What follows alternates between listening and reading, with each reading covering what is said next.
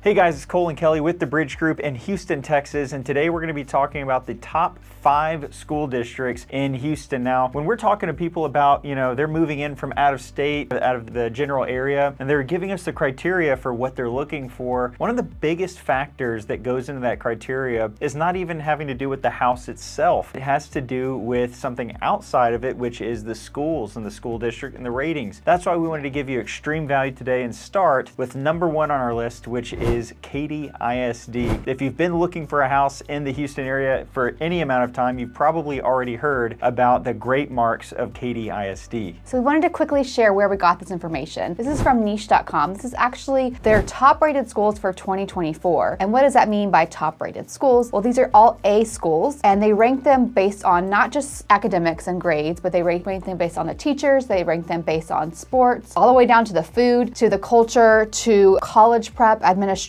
clubs, and sports. So these are all different things that factor into why these are top rated schools in the Houston area. So going back to Katy ISD, I may be slightly biased because I did attend Katy ISD. I attended Katy High School and I love that school. But in general, it is one of the largest school districts that we have on the list today with 88,000 students. But don't let that scare you. There's a lot of schools in this district and the student to teacher ratio is still 16:1. So those students are still getting the attention that they need to get those grades that make up this A+ rating that we have for Katy ISD. The last thing I want to say about Katy ISD is that it is rated number 15 in all of Texas for the best athletic schools in Texas. And I know for sure because I went to Katy High School and we always went to state for football, but so many sports, great sports all throughout Katy ISD. You were never able to come to my varsity football games because you were always at those. That's true.